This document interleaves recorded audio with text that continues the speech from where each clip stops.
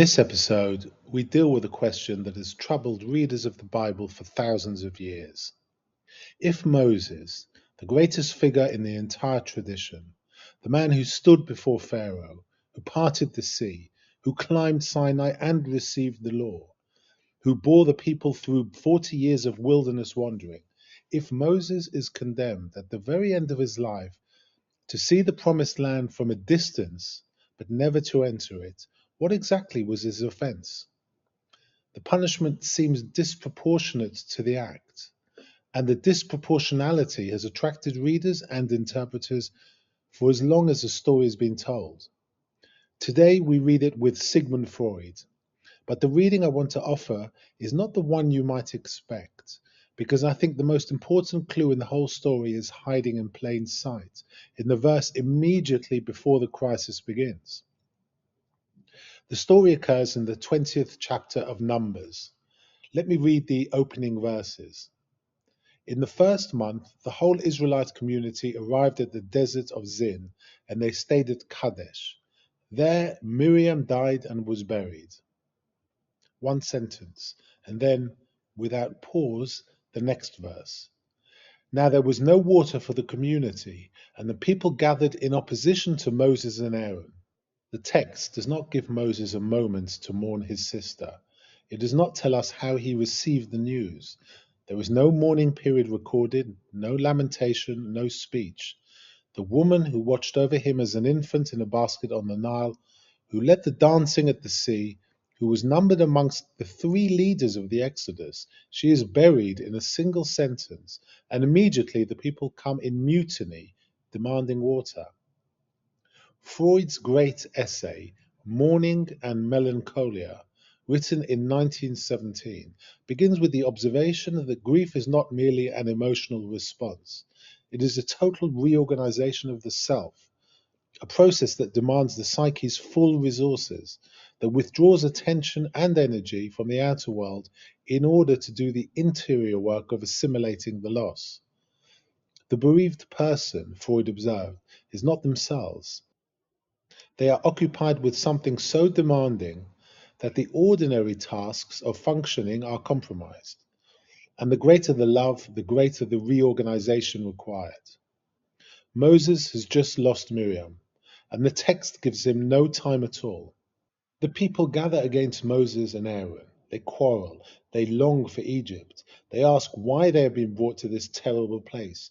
No grain, no figs, no vines, no pomegranates, and no water. This is the same complaint Moses has heard 100 times across 40 years.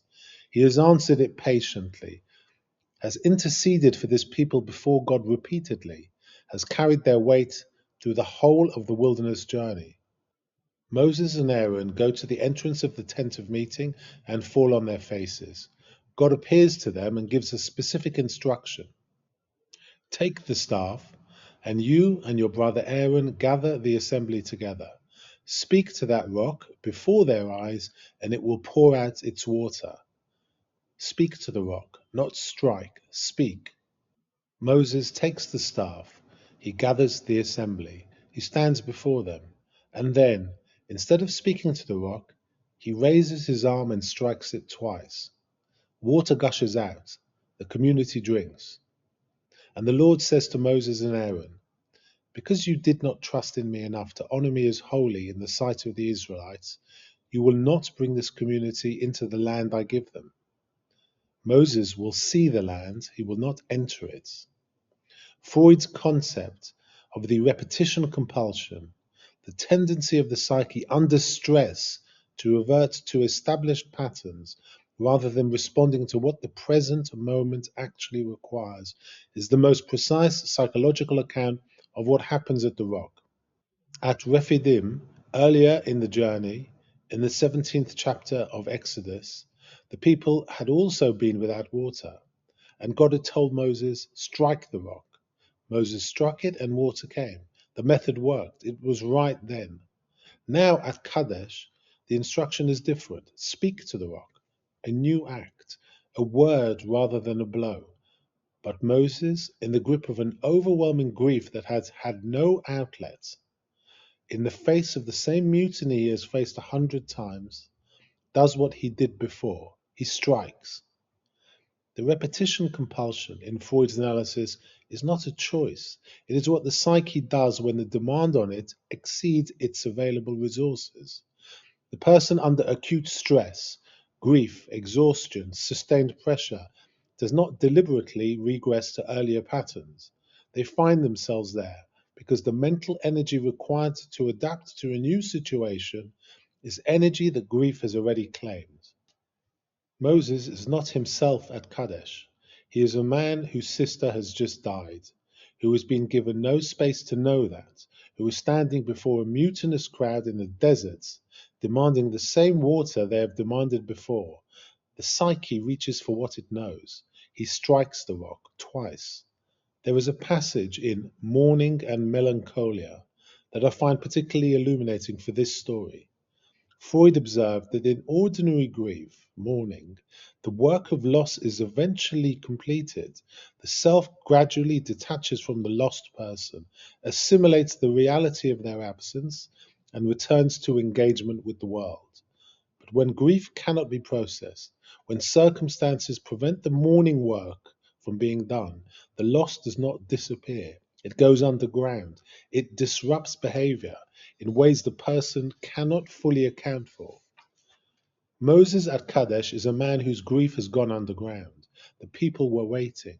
The crisis was immediate. There was no time for Miriam. And so the grief is present in the scene, present in the exhaustion, present in the striking, present in the unusual speech that comes before the blow. He says, "Listen, you rebels, must we bring you water out of this rock?"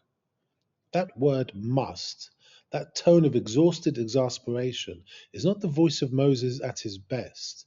It is the voice of a man at the end of his capacity, who has just lost his sister in a verse that gave her a single sentence. It is the voice of grief displaced onto the only available target, the complaining crowd, the recalcitrant rock, the impossible task that has no end. Freud would find in that sentence not pride, but exhaustion, the cry of a man who has given everything and is being asked again for more. The punishment, "you will not enter the land," had seemed to readers across centuries vastly disproportionate. A single blow instead of a word, a moment of failure in 40 years of faithfulness, and the verdict is final. Freud understood that the tragic figures in human history and myth are often not the wicked but the great, the people whose very greatness brings them to the edge of what any person can sustain. The great man bears more than the ordinary men are asked to bear. And the price of bearing more is that when the moment of failure comes, it comes in a larger frame. Moses is not condemned because he is bad. He is condemned because the whole weight of the covenant relationship between God and Israel has been carried on his shoulders for 40 years. And in this moment, a moment of unprocessed grief, of 40 years of accumulated weariness, that weight briefly overwhelmed him. Not his goodness, not his love for the people, not his fidelity to God. All of that remains intact, but the moment required something he could not, on this day, provide.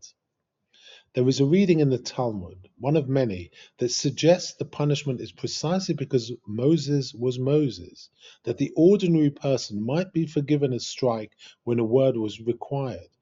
But from Moses, who knew better, who had spoken with God face to face, the failure of trust at this moment was consequential in ways that a lesser person's failure would not have been.